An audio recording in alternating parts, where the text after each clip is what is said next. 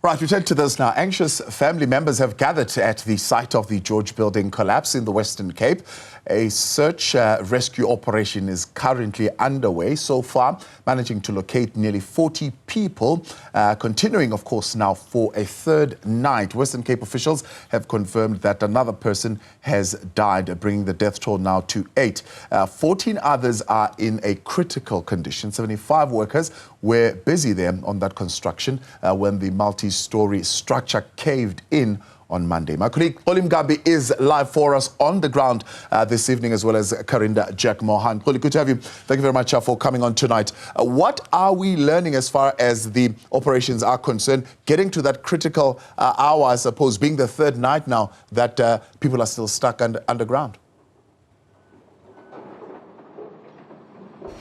Well, Thabo, as that critical hour of 72 hours inches ever so close, and I think we will get to, I think it's 48 hours tomorrow, and then once it increases from that, in all probability the officials here would have declared as to whether or not what is going on behind us is still a search and rescue operations. There is quite a difference between the two, because once it moves to a search and recovery, that tells you that there is possibly no hope of finding people still alive. But we are not going to get to that just yet, because it is important that we keep the hopes alive, particularly of family members. Thabo, as I talk to you, the manner in which this is being conducted, though, today, quite different in the last 2 days, where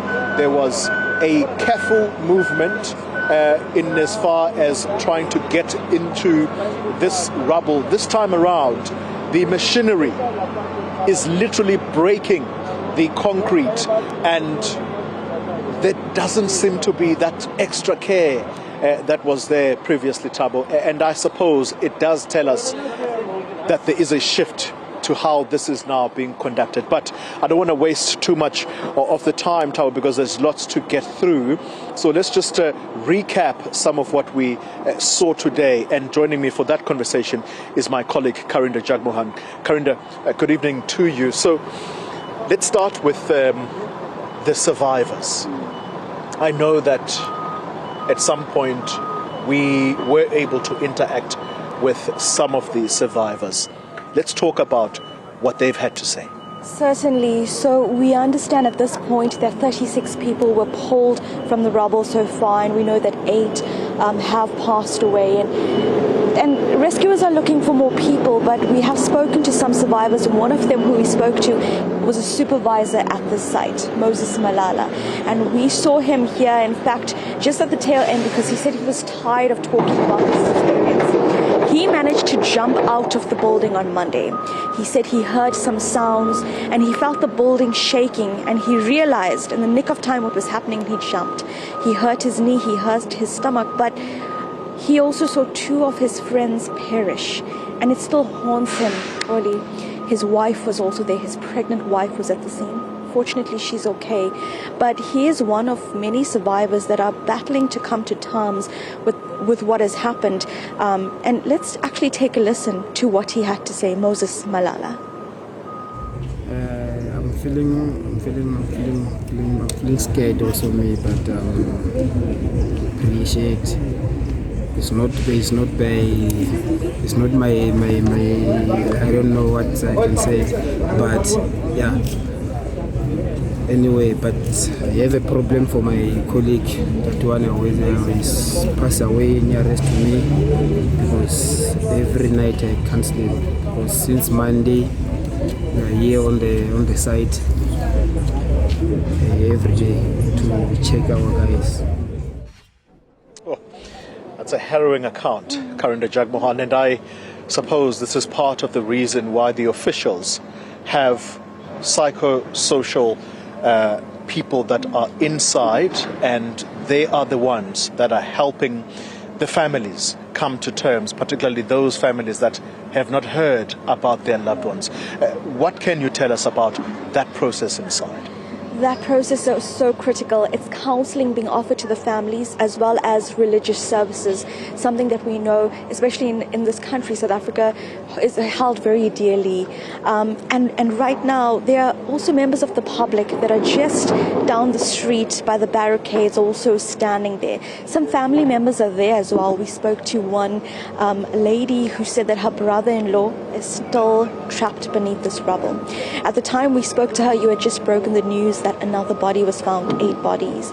And I did then after that relay this to her, and she said, well, at least someone is closer to finding out the state of their loved one.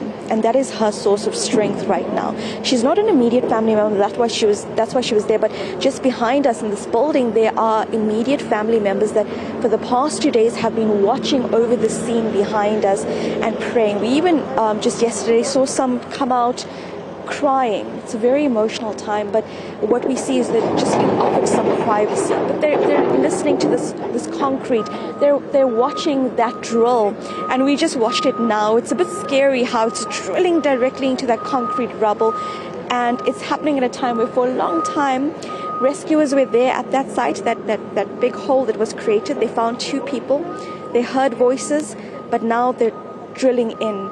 And that's that discussion about a search and rescue to a search and recovery. Perhaps tomorrow we'll hear some official comment, but right now I guess we're still hoping tonight. Yeah, and as you talk about this, Karinda, I'm reminded that tonight we were supposed to be briefed by the officials, because the only briefing we had much earlier was at around 2, closer to the hour of 3. It's the only major update we have had.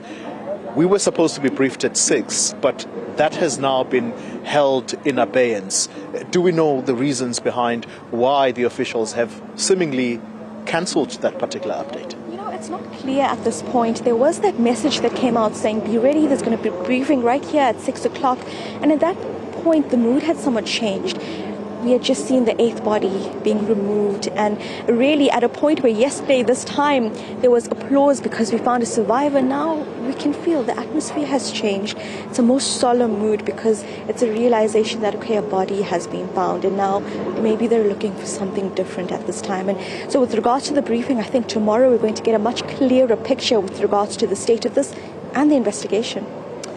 Karinda Jagmohan, thank you very much. All right, Thabo, hopefully that gives you a picture of what is developing here and what continues to develop. And let's remind you, Thabo, that right now 8 people have been confirmed as deceased, and what that then tells us about those that are still stuck under the rubble, it should be about 38 of them, because before they found the 8th body this evening, the total number of those still trapped was at 39. So right now, 38 individuals who would have been very lively, healthy, working on this building before the hour of 2 o'clock on Monday, they would not have predicted what would happen. And so those families, unfortunately, it's still an anxious wait, and it probably is going to become even more sad as the hours tick by.